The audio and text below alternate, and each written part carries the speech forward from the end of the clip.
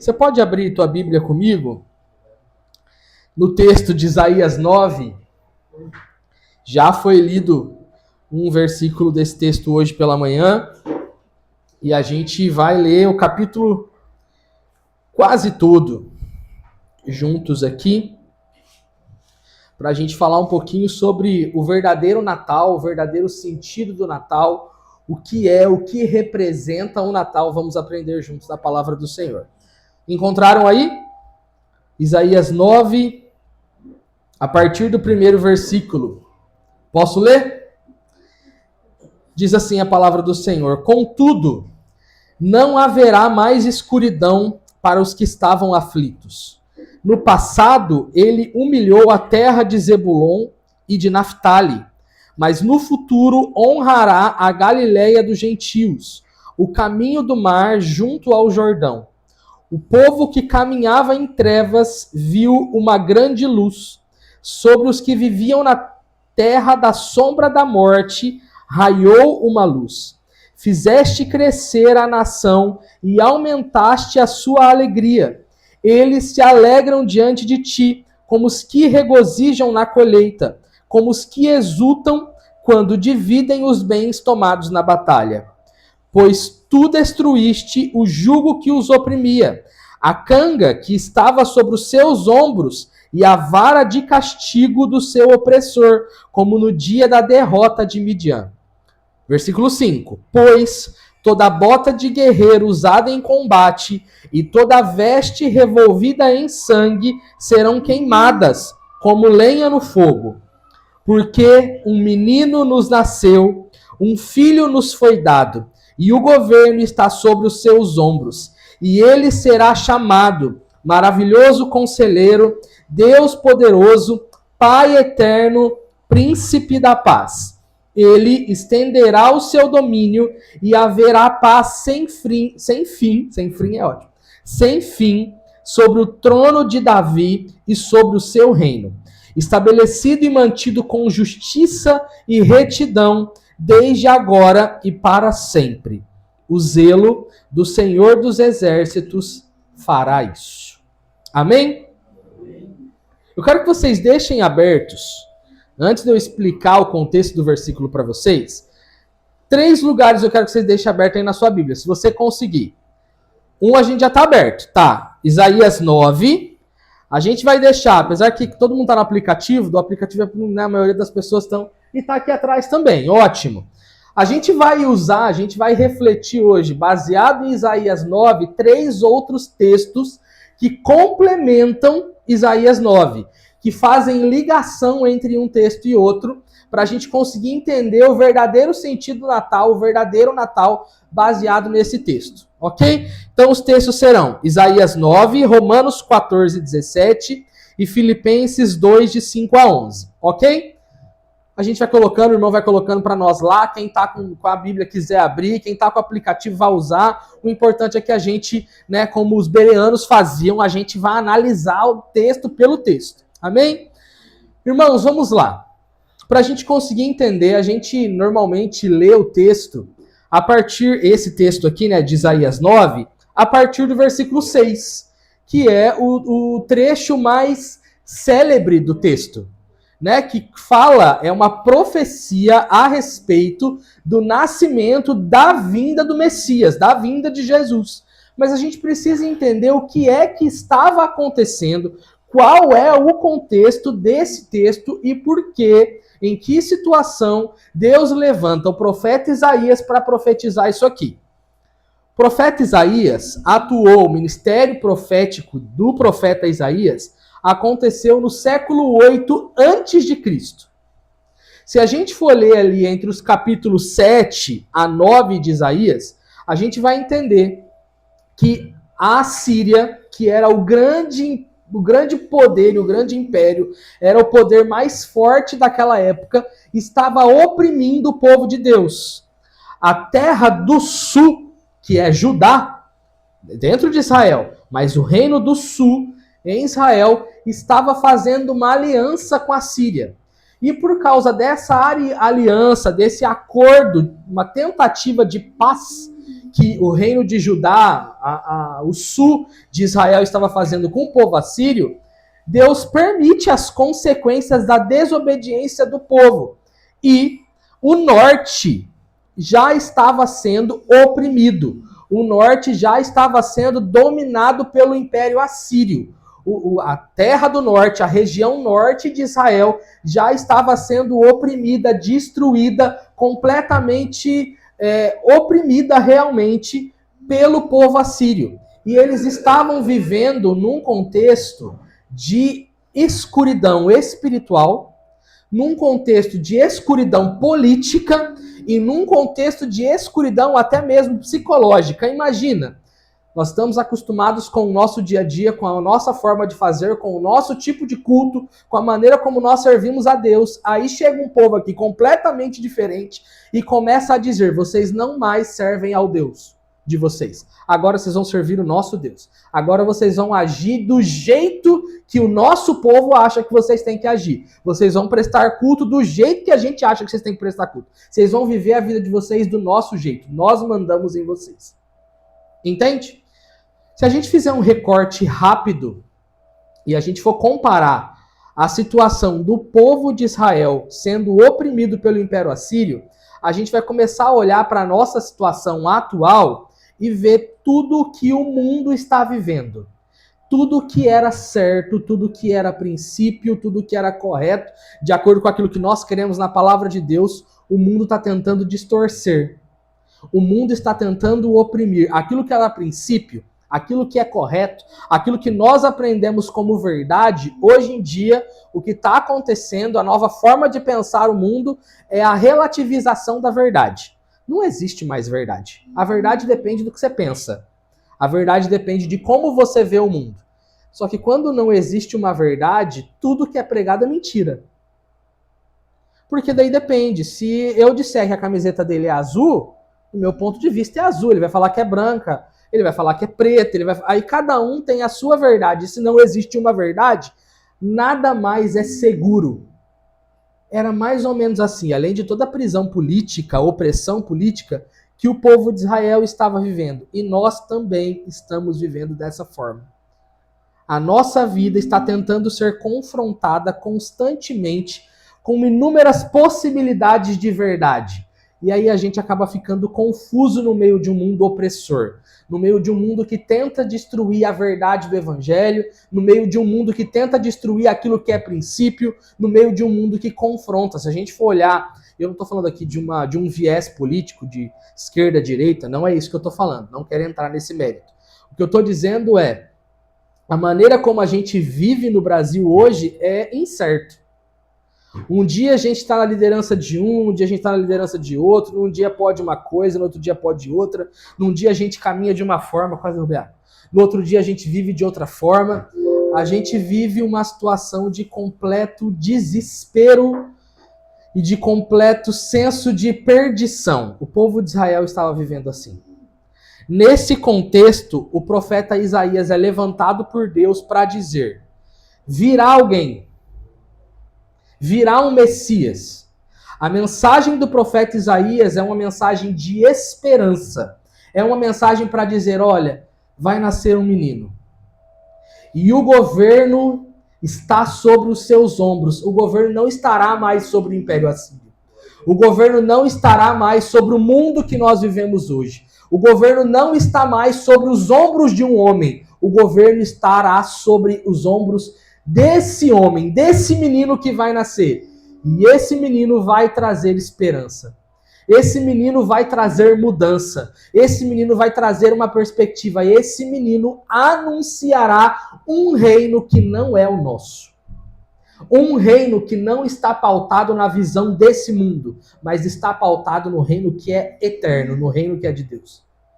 Quando Deus levanta o profeta Isaías para profetizar sobre o nascimento de Jesus, o profeta Isaías está dizendo o seguinte: virá um reino que mudará tudo.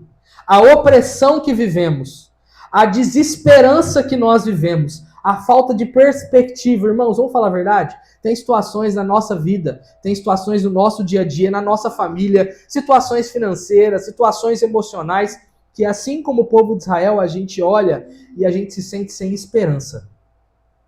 É só comigo que isso acontece ou com vocês também? A gente olha para algumas situações e pensa, Senhor, para onde eu vou? O que eu faço?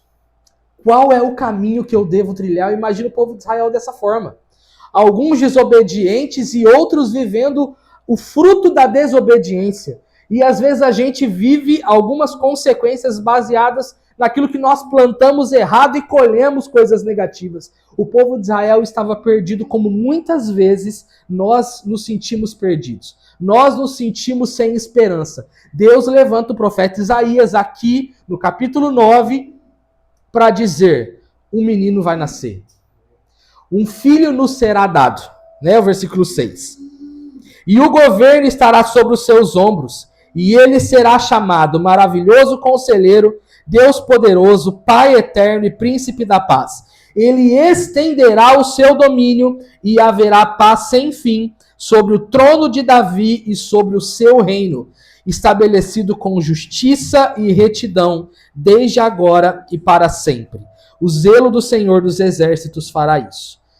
Jesus vem, e a partir de Jesus, a proposta dele é estabelecer o reino do céu aqui e agora. É para que nós possamos viver aqui e agora. O verdadeiro sentido do Natal começa quando Jesus é trazido. E olha que interessante. O profeta Isaías, eu ainda estou na introdução, só para a gente entender, tá bom? O profeta Isaías profetiza isso e ainda passa um tempo em que outros homens são levantados para exortar, para direcionar o povo, e o povo ainda se vê perdido por causa de toda aquela confusão. Isso aqui, Jesus ainda não nasceu. Ele vai nascer só lá na frente, só a partir de Mateus. Ainda tem um século, são 8 séculos antes do nascimento de Jesus. Então tem todo um processo para acontecer. E o povo ainda estava perdido. Deus levanta um último profeta, chamado Malaquias. E depois do ministério, do tempo de atuação de Malaquias, Deus fica em silêncio. Deus não fala nada por 400 anos. Imagina você se sentir completamente perdido, sem nenhuma palavra de Deus, por 400 anos. Deus fica em silêncio por 400 anos. Deus não levanta nenhum outro homem para falar com o povo, para orientar o povo, para exortar o povo por 400 anos. O que o povo tem até aquele momento é a cultura. O que o povo tem até aquele momento é a tradição. O povo tem a Torá. É só isso que o povo tem. A Torá são os 5 primeiros livros do Antigo Testamento. É só isso que o povo tinha. Sem esperança, sem perspectiva de futuro, sem um senso. Já sentiu assim, em alguns momentos você ora, clama ao Senhor e parece que Ele está em silêncio? Parece que Ele não fala com você? Só que a grande diferença é que nós temos a palavra viva. E ela fala conosco. Um texto, acho que é de Hebreus, e fala que antigamente Deus falava por meio dos profetas e de outras maneiras. Hoje, Ele nos fala pelo seu próprio Filho. Depois de 400 anos, Deus dá a principal resposta dele para o mundo. Qual é essa resposta? Jesus. Depois de 400 anos de silêncio, Jesus vem. E aí, João fala que o verbo, imagina, estava em silêncio, não existia nenhuma palavra de Deus em relação ao povo. Jesus nasce e ele se torna o verbo, a própria palavra, a base do povo, que era o texto escrito. Deus se torna o próprio texto, Deus se torna a própria palavra, e hoje nós não precisamos mais de intervenções de terceiros. A gente falou sobre isso em outubro. Nós temos em Jesus a revelação do próprio Deus. E quando Jesus vem, esse é o verdadeiro sentido do Natal, Jesus vem para anunciar o reino eterno, o reino de Deus. E aí a gente vai para o segundo texto, que é Romanos 14, 17.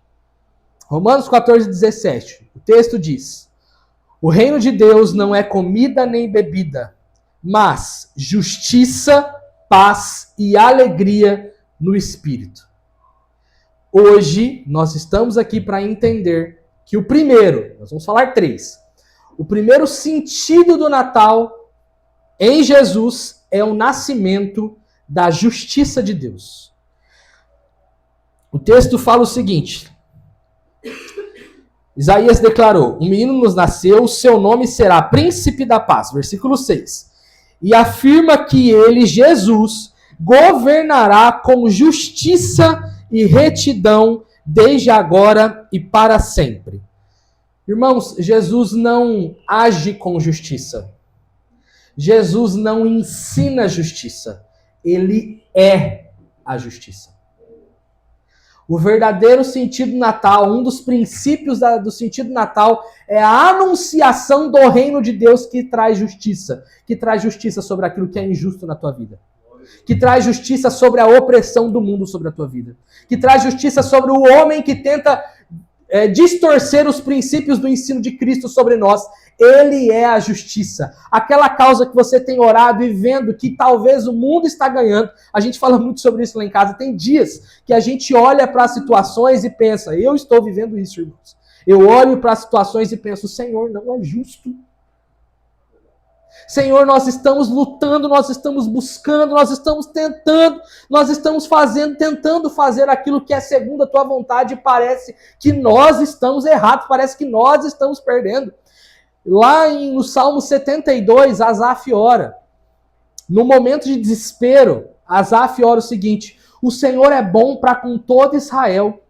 Quanto a mim, os meus pés quase desfaleceram. Tem momentos que a gente olha para a vida do ímpio, que a gente olha para aquele que não serve ao Senhor e parece que a vida dele está melhor que a nossa. As coisas para ele são mais fáceis do que para nós. Só que a nossa ótica, irmãos, isso é um desafio para mim também. A nossa ótica é olhar que a gente não caminha pelo que é visto. A gente caminha em fé e pelo princípio do reino. A justiça terrena não é como a nossa. Não é como a justiça do reino de Deus. A justiça do reino de Deus, ela anuncia aquilo que ele é e não aquilo que a gente acha que ele deve ser. O sentido do Natal é o nascimento da justiça em Jesus. Nós merecíamos o inferno. Nós merecíamos a morte eterna, mas Jesus se fez justiça no nosso lugar. Nós merecíamos a condenação eterna, nós não merecíamos sequer respirar, mas ele veio, nasceu numa situação extremamente humilhante para se fazer justiça no nosso lugar e para nos trazer justificação. Às vezes a gente chega diante de Deus, depois de um dia de pecado, depois de uma situação de pecado, tentando se justificar, não é? Senhor, mas é que... Deus, mas é que... Né? A gente não fica assim, mas é que... Ele já te justificou. Cristo Jesus, pela obra dele, já te justificou. O reino de Deus trouxe sobre a tua vida justiça. E esse é um dos sentidos do verdadeiro Natal. A justiça de Deus, a anunciação desse reino que traz justiça sobre as nossas causas e sobre o nosso pecado, sobre o nosso mérito de morrer. Mas ele nos justificou para que a gente possa viver. Amém? Alguns textos que falam sobre o sentido da justiça em Jesus, por exemplo, Jeremias 23, versículo 6 fala, o Senhor, justiça nossa.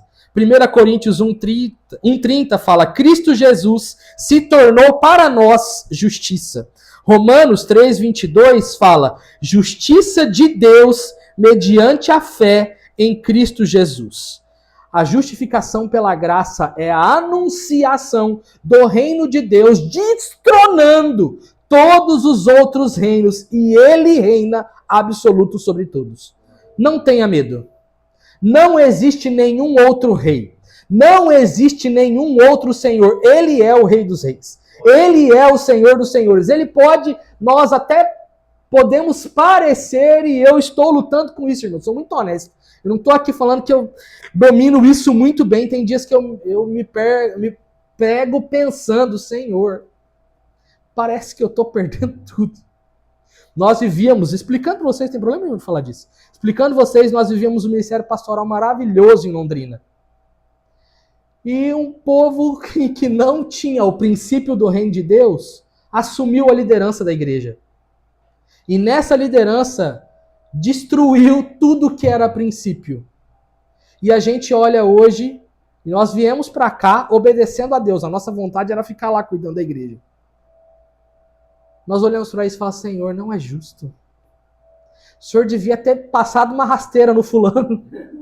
O Senhor deveria ter feito algumas coisas, porque, irmãos, a gente olha a justiça do nosso ponto de vista. Só que a gente não sabe o que o Senhor está fazendo. A gente não sabe, quando você olha para o povo de Israel, não faz sentido tudo que eles passaram, humanamente falando. O reino do sul fez aliança, mas o reino do norte ainda vivia princípios. Eles foram completamente destruídos pelo povo assírio, quando eles deveriam, na nossa perspectiva humana, deveriam ter sido protegidos pelo próprio Deus. Deus os fez sofrer. Tem uma pregação do John Piper, muito bom John Piper. Tem uma pregação do John Piper que ele fala, abraçando o sofrimento. Às vezes a gente acha que o fato de nós sermos o povo de Deus, nós não sofreremos. O sofrimento não faz parte. O sofrimento é fruto de pecado, o povo pensa.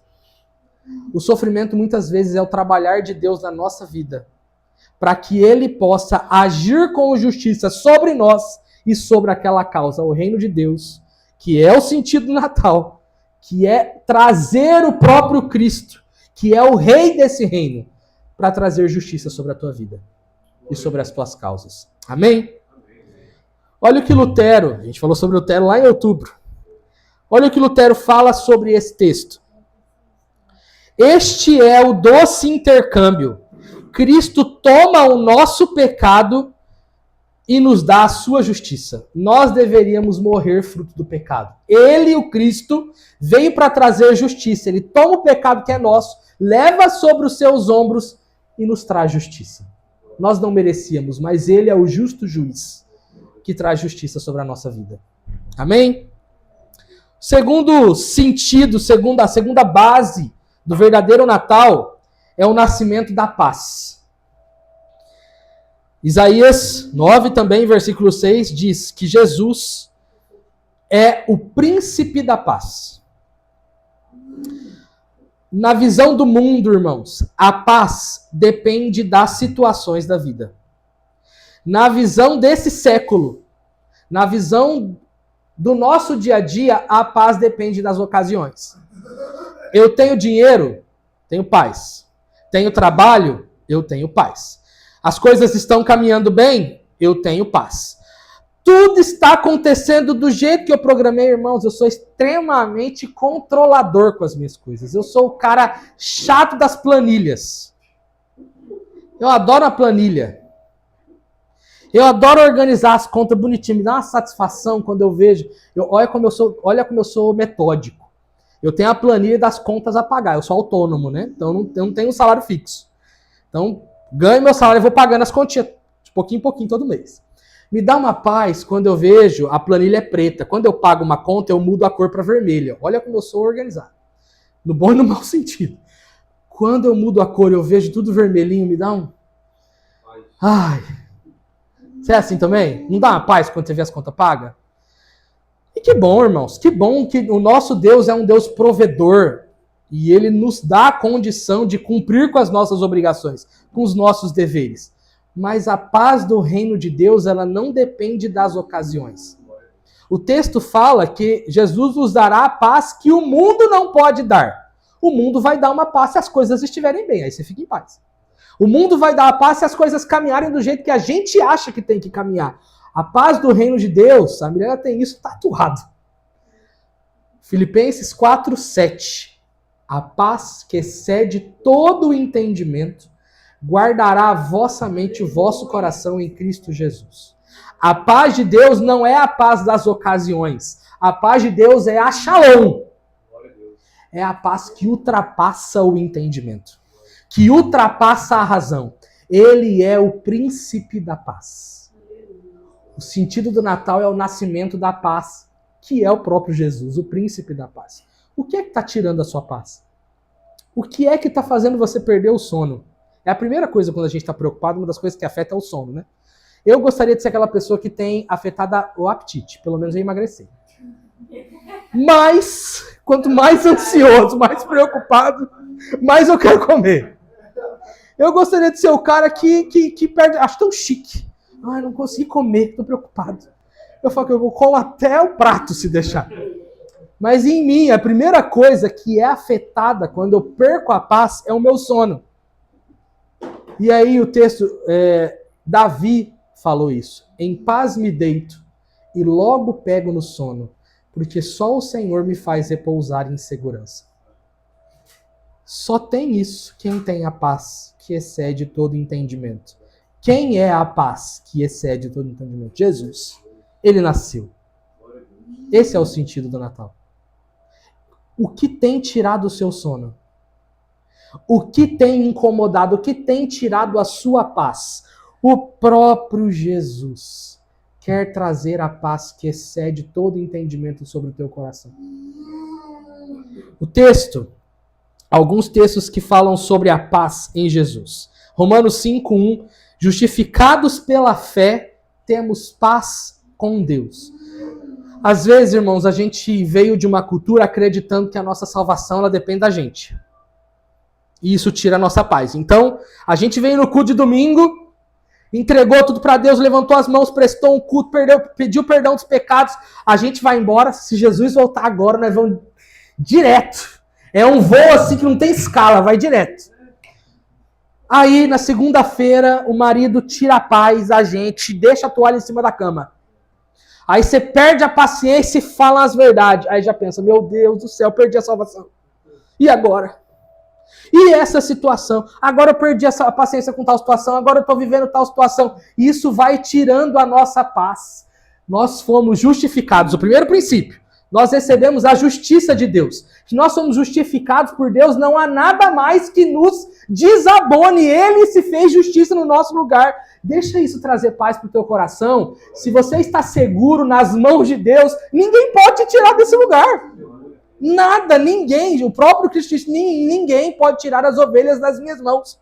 As minhas ovelhas. Você pertence ao Senhor. Povo exclusivo, falei isso em outubro. Nação eleita, povo eleito de Deus. Você está seguro em Jesus. Tem um hino que o crente raiz vai conhecer. Os Nutella, não sei. O hino diz o seguinte, né? Se paz a mais doce lhe deres gozar. Lembra dessa música? Sou feliz com Jesus. Sou feliz com Jesus, meu Senhor. Quem conhecia? Deixa eu ver o Raiz. Só os Raiz. Três gatos pingados. Eu sou da outra geração. Irmãos, esse hino é um hino de 1800 e pouquinho. É um hino bem antigo. Eu cantava muito na igreja que eu cresci. Né? E o hino fala sobre, né, que eu sou feliz com Jesus, meu Senhor. Essa é a tradução do hino. No original, que é em inglês, vou me arriscar o Duolingo aqui, eu vou arriscar o inglês que eu nem tenho. Tô gastando. Receba. Em inglês, a música é o seguinte: It is well with my soul. Vai tudo bem, está tudo bem com a minha alma. O original da música é essa. It is well with my soul. Esse hino foi escrito por um homem chamado, um advogado chamado Horatio, um crente em Jesus. Horatio, não sei se é assim que fala o nome dele, Spafford. Esse homem era riquíssimo na região de Chicago, nos Estados Unidos. As coisas caminhavam super bem na vida dele. Houve um incêndio em Chicago e ele perdeu muito dos seus bens. Se não bastasse, ele enviou a esposa com os 3 filhos. Eu lembro se era filho ou filhar. Ele enviou a esposa com as 3 filhas, com os 3 filhos, para uma outra cidade numa viagem a navio. E o navio afunda. E as 3 filhas, os 3 filhos desse homem morrem. A esposa dele manda uma carta para ele dizendo: só sobrou eu. Horatio pega um outro navio e vai encontrar com a esposa, sabendo que ele ia enterrar 3 filhos. E ele escreve: It is well with my soul. Vai tudo bem com a minha alma. Irmãos, que paz é essa? Humanamente falando, não dá para estar tudo bem com a alma perdendo 3 filhos. Humanamente falando, não dá para estar tudo bem com a alma quando eu tenho conta para pagar. Eu não tenho dinheiro para pagar essa conta. Não dá para ter paz, humanamente falando, quando tudo vai contra aquilo que eu acho que deveria ser. E esse homem fiel ao Senhor diz: eu sou feliz com Jesus, o meu Senhor. Está tudo bem com a minha alma, porque quem me traz paz não é a ocasião que eu acabei de viver. Quem me traz paz é o príncipe da paz. Ele é, o próprio Cristo, é a paz que nós precisamos para o nosso coração. No meio das aflições da vida, irmãos, esse é um desafio. Tem dia, Milena sabe disso, tem dia que eu saio ali, vou fazer minha caminhada e eu brinco, eu vou bater boca com Deus. Eu vou colocar meu coração e vou falar: Senhor, olha, esse dia a gente saiu, fomos pra praia, a Milena ficou lá tomando sol dela e eu fui caminhar na praia. Um calor que só Deus pode. Calor, ó o paranaense. Calor. Um calor. Eu queria falar igual vocês, um calor. Acho chique. Um calor. E eu caminhando, suando e falando com Deus: Senhor, não é justo. Senhor, eu acho que o Senhor deveria ter feito assim. Na minha perspectiva, eu acho que o Senhor deveria ter agido dessa forma. Não, mas não faz sentido, Deus. Que sentido que as coisas têm que ter para mim? Conversando com uma amiga esses dias, ela falou que vendo a situação que nós estamos passando, ela lembrou, não estou bem longe de Jó, mas ela lembrou de Jó. Jó perdeu tudo quando ele era fiel. Vocês lembram da história? Ele era um homem fiel a Deus. Ele perdeu tudo sendo fiel a Deus. Ele perdeu família, perdeu bens, perdeu tudo sem nenhum sentido humano. Aí Jó acha, igual eu, mero pecador, igual você, mero pecador, a gente acha que a gente pode bater boca com Deus. Aí a gente vai. E ele nos recebe, irmãos. Ele conhece nosso coração. A palavra diz que antes que a palavra chegue à nossa boca, ele já conhece. Antes que você fale, Deus conhece aquilo que você está pensando. É necessário você falar, porque a oração é mais sobre você do que sobre Deus. É sobre o teu relacionamento com ele. E a gente vai lá bater boca. Jó foi bater boca com Deus. E aí Deus olha para ele, eu imagino, né? Imagina Deus. Deus olha para Jó e fala: Jó, onde você estava? Quem é você, Jó? Onde você estava quando eu criei tudo do nada? Se Deus fosse usar o nosso jeito de falar, quem é você para falar comigo? Lava essa tua boca, Jó, para falar comigo. Hã? Quem é tu na fila do pão, Jó? Parafraseando, segundo o meu irmão. Evangelho segundo o meu irmão. Quem é você? Quem somos nós, irmãos, para contender contra o príncipe da paz? Ele veio para trazer paz quando as ocasiões não dão paz. Efésios 2,14 fala que Jesus é a nossa paz. João 14,27 fala: minha paz eu vos dou. A paz do Natal começa entre nós e ele. E ela se completa entre eu e você. O Evangelho de Cristo Jesus, ele não veio só para nos transcender, para nos levar aos céus. Ele veio para anunciar o reino aqui. É entre eu e você. Para que eu possa ser canal da paz de Cristo para o teu coração. Quem sou eu na fila do pão para estar aqui pregando para vocês? Eu sou só um agente desse reino. É só isso. Eu só sou mais um soldado desse exército. E que privilégio nós temos de poder anunciar a paz. Ele é a paz. E essa paz é uma obra soberana da graça de Deus sobre o nosso coração. E o terceiro ponto desse reino, o terceiro pilar desse reino, é o nascimento da alegria em Jesus. Isaías declara, versículo 3 do capítulo 9, multiplicaste a alegria. Alguns textos falam sobre a alegria. Lucas 2, 10 e 11 fala: eis que vos trago boa nova de grande alegria. João 15, 11 fala: para que a minha alegria, Jesus falando para os discípulos, esteja em vós. Salmo 16, 11, bem famoso esse: Na tua presença, na presença do Senhor, há abundância, plenitude de alegria. A alegria cristã, irmãos, não ignora a dor. A alegria que Cristo nos dá não tira o mérito do sofrimento, mas ele nos traz essa alegria no meio do sofrimento. E ele nos capacita a passar pelo sofrimento com a alegria dele. A alegria do Senhor é a nossa força. Tem dia, irmãos, que a gente tem vontade de se agarrar na cama e ficar. E aí a gente lembra de um texto. A gente lembra de uma canção baseada na palavra do Senhor. A gente lembra da palavra do domingo. Alguma coisa, né? Jeremias fala, né? Eu quero trazer à memória aquilo que pode me dar esperança. Traga a sua memória em dias em que a sua alegria não estiver de pé. Aquilo que pode trazer esperança, para que a alegria te dê força para caminhar.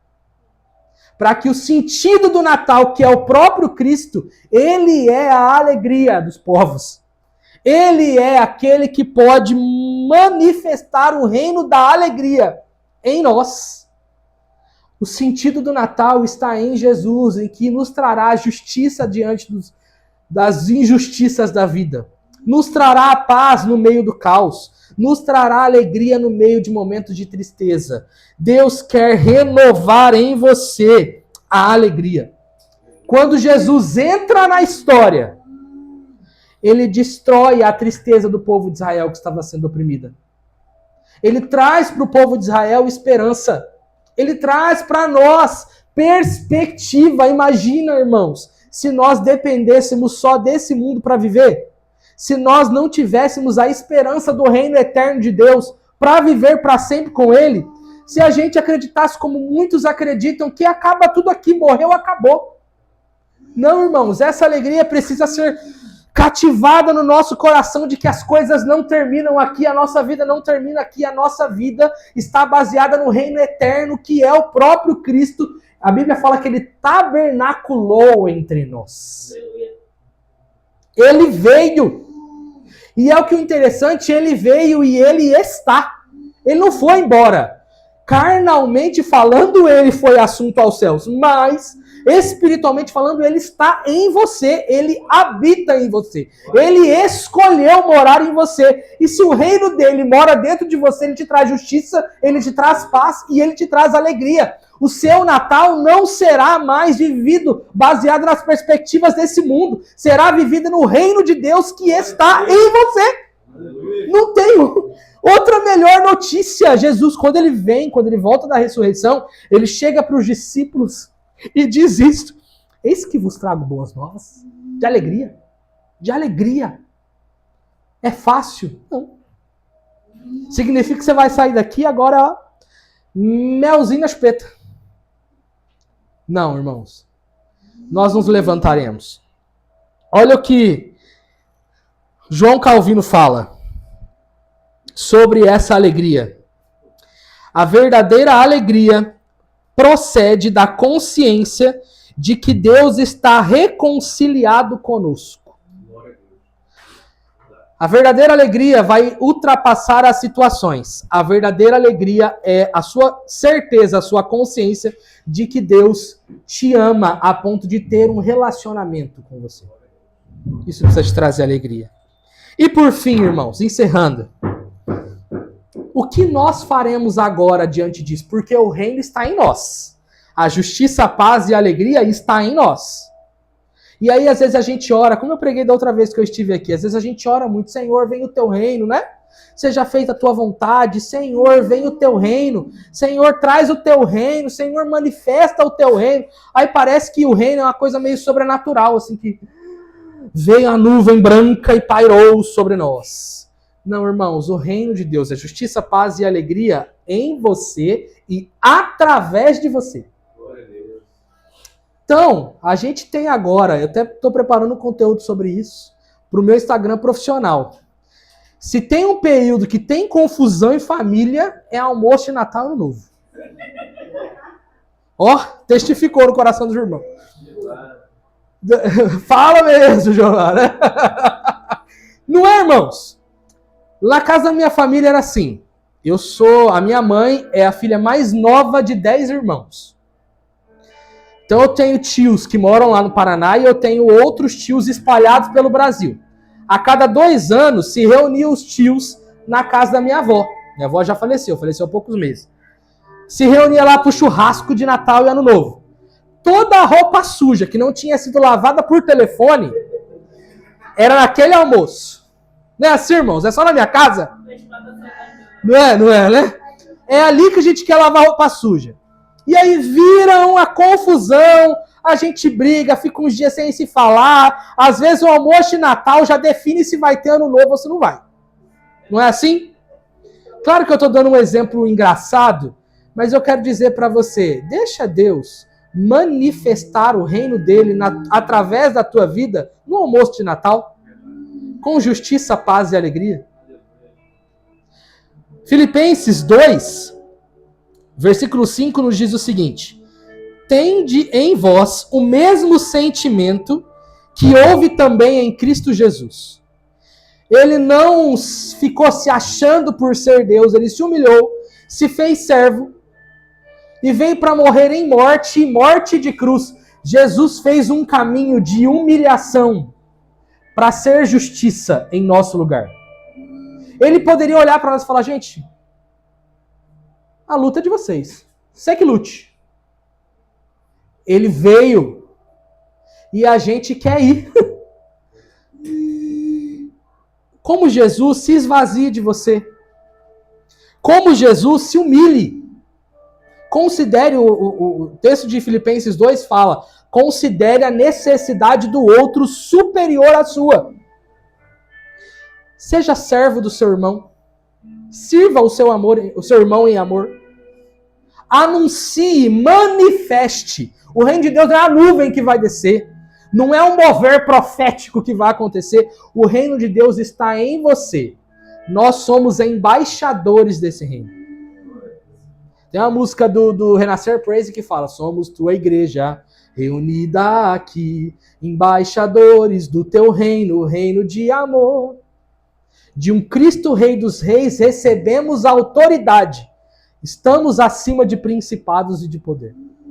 Nós estamos acima de tudo que oprime. E não é porque a gente venceu, somos triunfalistas, não. É porque o reino está em nós. A gente vai anunciar justiça. A gente vai anunciar paz. A gente vai anunciar alegria. Nós seremos os agentes da justiça. Onde há injustiça, opere justiça na vida do seu irmão, do seu familiar, da pessoa que convive com você. Onde há ausência de paz, seja o agente de paz. Onde há ausência de alegria, leve a alegria. Quem é a justiça? Quem é a paz? Quem é a alegria? Jesus. Leve Jesus. Leve Jesus para o almoço de Natal, para a ceia de Natal.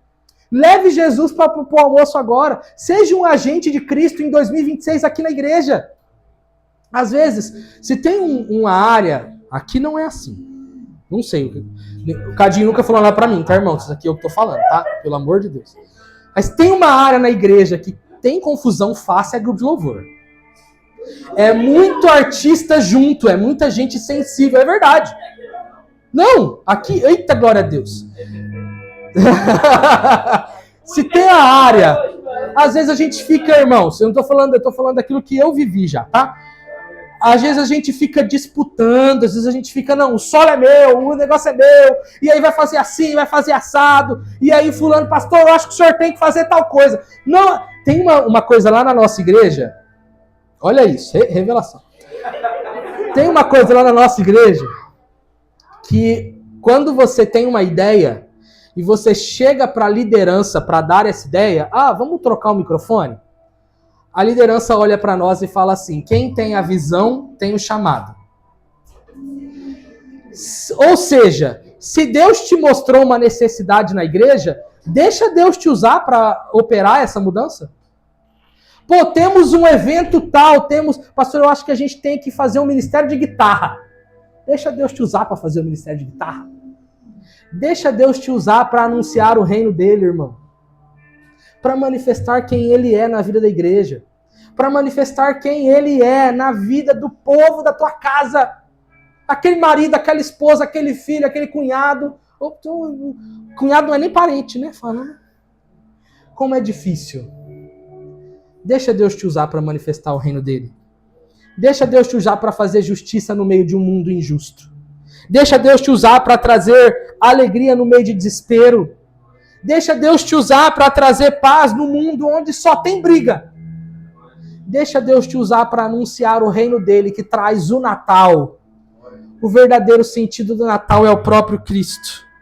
E onde Cristo reina, a justiça, a paz e a alegria. Ele se fez carne. Ele veio para manifestar o reino, para destruir os opressores, para destruir aquilo que tirava a nossa paz. O Natal é o próprio Cristo vindo ao seu encontro. E em breve, a Bíblia fala, o Deus da paz, o príncipe da paz, esmagará Satanás debaixo da planta dos nossos pés. O sofrimento que talvez você olhe e veja que não tem solução, em breve. Receba essa palavra em nome de Jesus, em breve.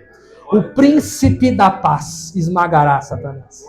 Em breve, a dor que parece que não tem fim, em breve, ele virá e trará paz. Em breve ele virá. E eu fico ansiando por esse em breve, Senhor, faça alguma coisa. Ele virá. Ele trará. Onde Cristo está, a justiça, paz e alegria no Espírito.